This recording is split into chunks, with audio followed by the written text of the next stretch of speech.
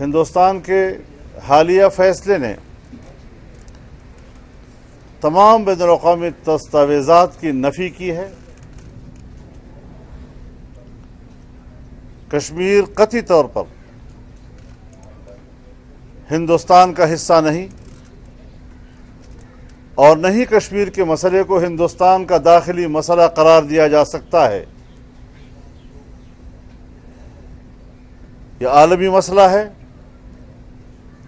اور عالمی قراردادوں سے یہ مسئلہ وابستہ ہے۔ اسی کی روشنی میں مسئلہ کشمیر حل ہوگا۔ ہندوستان کے حالیہ فیصلے سے کشمیر کی آزادی کی جدوجہد پر کوئی فرق نہیں پڑے گا۔ کشمیری عوام اپنی آزادی کی جدوجہد جاری رکھیں گے اور پاکستان کا بچہ بچہ ان کے شانہ بشانہ رہے گا۔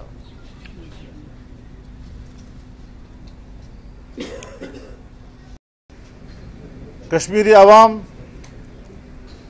70 سال سے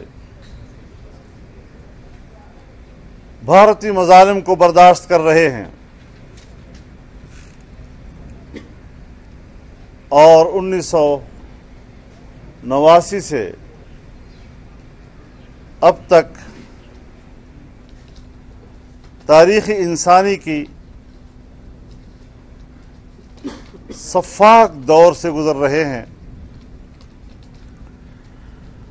ہم آج بھی ان کی جدوجہد آزادی کو خراج تحسین پیش کرتے ہیں، ان کی قربانیوں کو سلام کرتے ہیں اور ان کے ساتھ اپنی یکجہتی کا برملا اعادہ کرتے ہیں، اور انشاءاللہ آنے والے جمعے کے روز پورے ملک میں عوامی سطح پر کشمیریوں کے ساتھ یکجہتی کے دن کے طور پر منایا جائے گا۔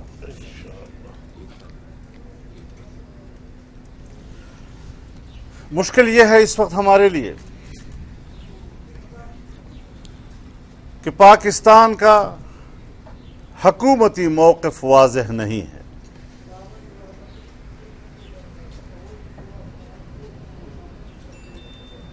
پارلیمنٹ کا مشترکہ اجلاس بھی بلایا گیا،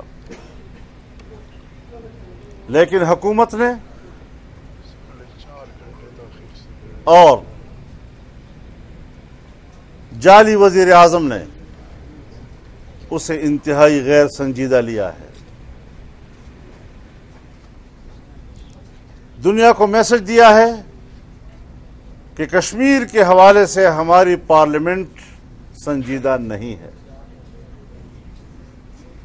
20 منٹ کے لیے اجلاس ملتوی کیا گیا اور 4 گھنٹے تک مسلسل ملتوی رہا۔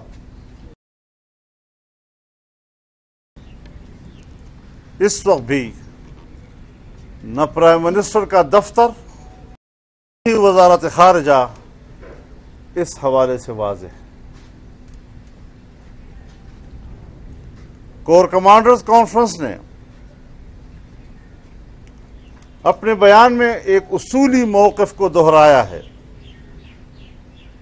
لیکن جب انہوں نے یہ جملہ کہا ہے کہ ہم حکومتی پالیسیوں کی تائید کرتے ہیں، تو ہمیں وہاں حکومت کی کوئی پالیسی نظر نہیں آ رہی۔ ایک جذباتی تقریر اپنی جگہ پر، لیکن حکومت باقاعدہ دستاویزی طور پر دنیا کو ایک میسج دیتی ہے۔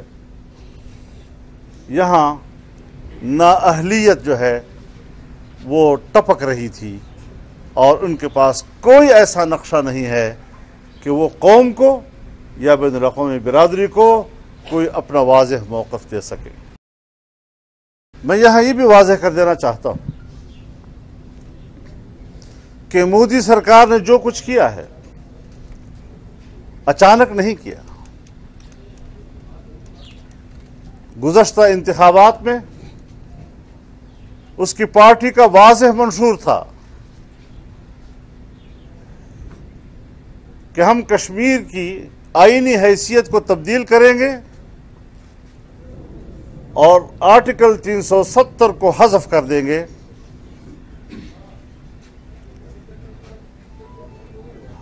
ہمیں بتایا جائے کہ جب وہ اپنا منشور دے چکا تھا اور واضح طور پر سمجھا جا رہا تھا کہ اگر اس کی حکومت آتی ہے تو وہ کشمیر کی آئینی حیثیت کو تبدیل کر دیں گے، لیکن ہمارا کپتان اس وقت کہہ رہا تھا